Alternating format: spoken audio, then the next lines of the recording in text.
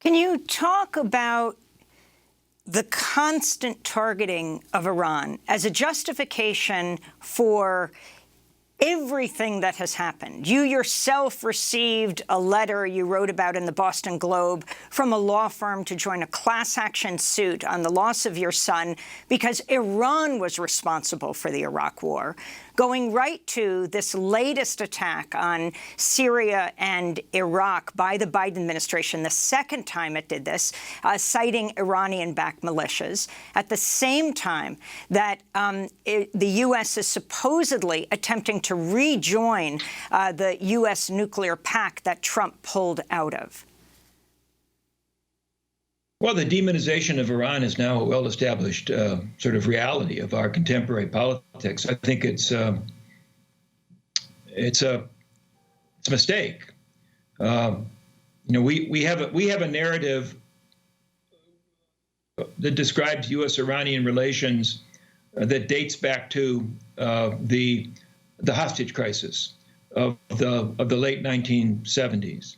Our narrative doesn't include anything that happened before then. Our narrative does not include the CIA's overthrow of Iranian President Mossadegh back in the early 1950s. And so over the past 40 years or so, we've decided that Iran needs to be classified as an evil power. And I think that inclination makes it very difficult for us to come to a reasoned understanding of how we got so deeply enmeshed in the Persian Gulf and how it is that we end up basically in the pocket of the Saudis, who do not share our values, who do not share our interests, and taking their side in their competition with the Islamic Republic of Iran. I don't want to sound like I'm an Iranian apologist. Theirs is an oppressive government that denies basic freedoms. I do think it would be reasonable for us to at least acknowledge that Iran has its own security interests. Think about 9/11 and its aftermath. George W. Bush declares a global war on terrorism. He singles out what he calls the axis of evil, Iraq, Iran, North Korea, as the principal targets. We're going to war, and we're going to war against the axis of evil. George W. Bush announces the Bush Doctrine, which grants us the right, the prerogative, to wage preventive war. In other words, we claim the prerogative of waging war against whoever we want to. George W. Bush then implements that claim by invading Iraq in 2003. Well, what the heck would be the response of Iranian leaders to that set of circumstances? I think quite logically, they would say, wait a second, we're next on the hit list. If the Americans succeed in achieving their objectives in Iraq, then the Americans are going to come back after us. And therefore, the Iranian response, I think, was quite logical. That is to say, Iran did whatever it could to assist the Iraqi resistance to the U.S. occupation, which occurred, of course, as a result of initiating an illegal war. I'm not defending the Iranian government, but I think that their behavior was quite rational. One might even say justified.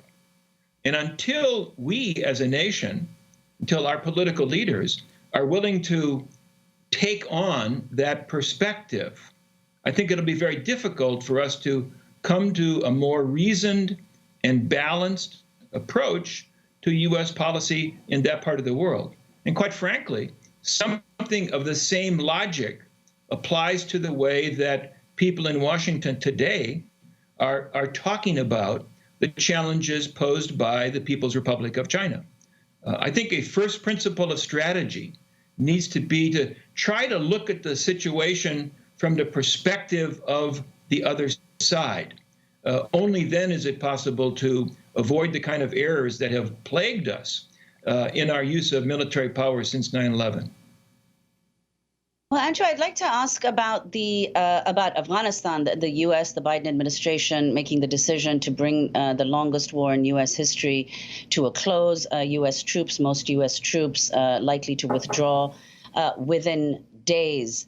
Now, many people, there was the intelligence assessment that was just revealed earlier this week that Afghanistan could fall to the Taliban, the present regime, the present administration of Ashraf Ghani, could fall within 6 months of the U.S. withdrawal. Others warning of possible civil war with the U.S. withdrawal. Now, you've said, even as a staunch advocate of American withdrawal from Afghanistan, that the U.S. withdrawal does not absolve the U.S. of responsibility for what comes next.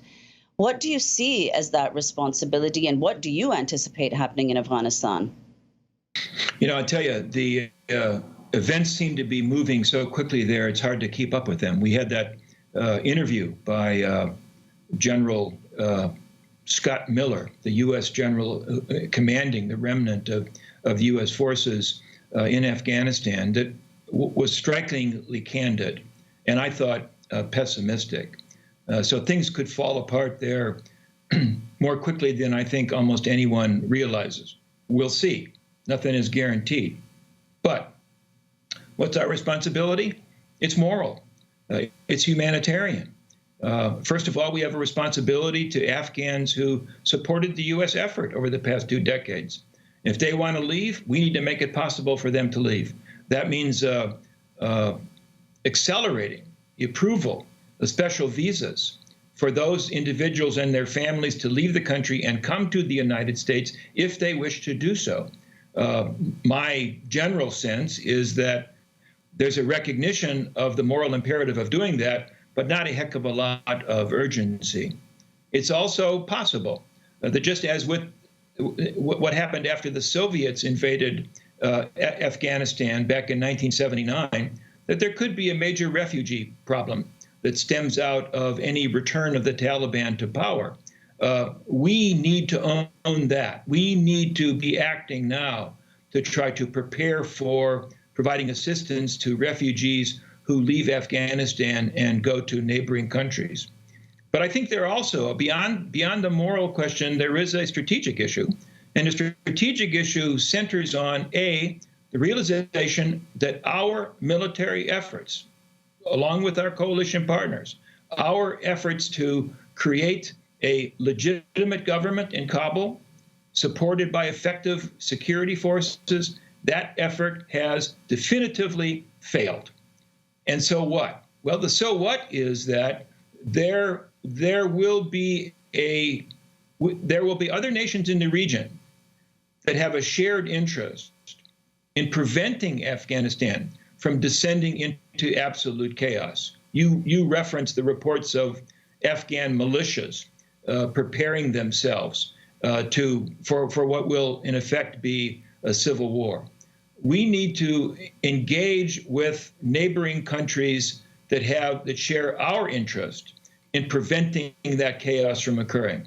No guarantee that we can prevent that. Ultimately, Afghans are going to decide the fate of Afghanistan, but neighbors can have some influence on the course of events. This is a time for creative and intensive diplomacy on our part. As we wrap up, Professor Bacevich, why did you title your book After the Apocalypse? Well, I wrote it last year, and I wrote it last year when the word apocalypse or apocalyptic were becoming pretty commonplace in media reporting. What was this all about? Well, it was about. I noticed in your lead-in, Amy, you referred to the climate crisis. And I realized I'm always referring to things like climate change. No, you're right.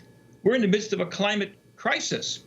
The climate crisis combined with the coronavirus crisis, combined with an economic crisis, combined with the crisis of the incompetent, dishonest Trump presidency, combined with the crisis of wars we don't know how to shut down. So I was trying to write a book that was going to reflect on how this